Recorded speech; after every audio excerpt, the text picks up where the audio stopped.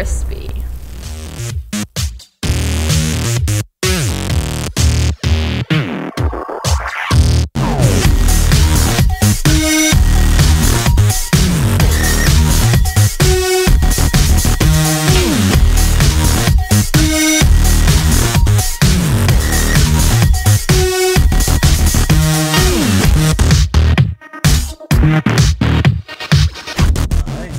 Back to another episode of Figures in Action, and we are presenting yet again another warehouse. So that was back-to-back warehouses for me. I ain't mad at it. You know, I enjoy creating these type of dials. This has always been kind of what I've done in terms of or what I've pulled experience from making these. You know, alleyways, warehouses, abandoned buildings. You know, I've seen a bunch of those in my time with my own eyes, so it's something where it's really cool to kind of tap back on that. You know, obviously Google Images helps, but to capture that feel. Alright, so this is 20 inches across, it is 14 inches tall, it is 11 inches deep. And I started off with the action figures just for scale. I'm going to take those off in a second and talk about the die real quick.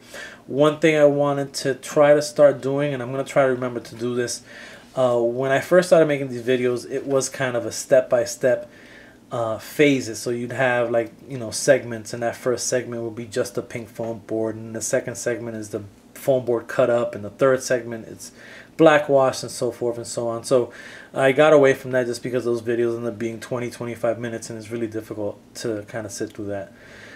So I said, you know, let me try to scale it back a little bit and just kind of show you the finished product. But one of the things I want to start doing is, at the very least, kind of show you guys the paints that I use at the very least, and where my mentality was and why I used the paints that or the colors that I ended up using. So real quick, I lined up the paints that I used for the frames and the doors, or the door. I use an ocean blue by a company called Anita's. For the bottom walls, I used a color called Bahama Blue, which was on clearance, so they're probably not making this color anymore, by Apple Barrel. For the cinder blocks, I went with Country Gray. This is just an older bottle of Apple Barrel, but they still make Country Gray in the newer Apple Barrel logo and so forth. For the top of the walls, I went with a Pewter Gray. For the silver on the handrail of the door, I bought this new silver recently. I had been looking for a silver that kind of pops, and this shimmering silver does a really, really good job. It's really liquidy and just kind of shines real good. For the rust, I use a chestnut. For the wood beam, I used burnt umber, and then for the floor, I used a regular gray by Nicole. So generally, I use Nicole's or Apple Barrel. I think this Anita's might be a company that doesn't exist anymore. Anyway, so these are the colors that I use for this dial. So let's just take these out of the way so I can give you guys a better look.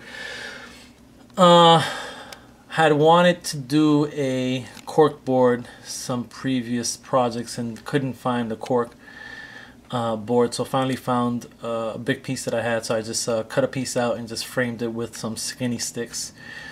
That's just foam sheets for the railing there.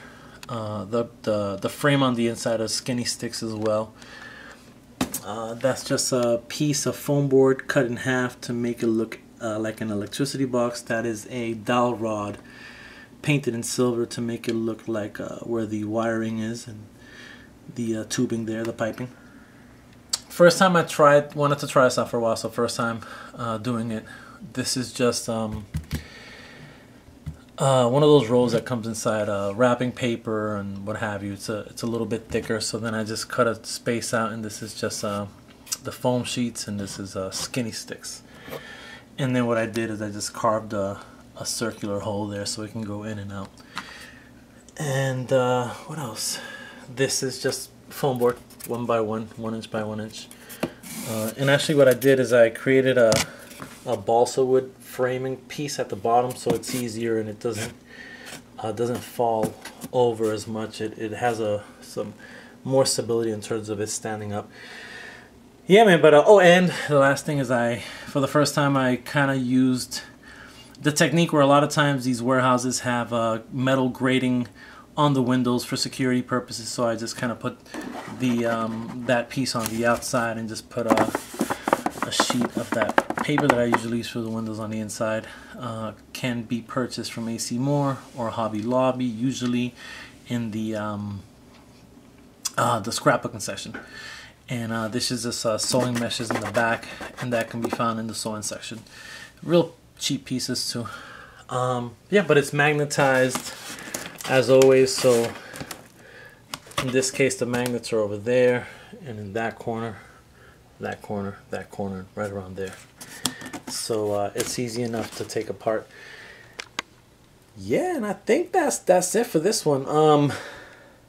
A lot of times when I go, when I start to, it's not always the easiest thing to decide what colors I'm going to choose. You know, you don't want to do something that's too bright, and you don't want to do something that the contrast is way off. Like, you know, I've said it before. Like if I used a hunter green or like a forest green and a red next to each other, that just is not a good look. You know, so you want colors that are gonna kind of accentuate each other or better yet, play well off of each other. So in this case, went with two different greens that are really close, and I wanted to make sure that I had actually a brighter green, but I thought it would have been a little too bright.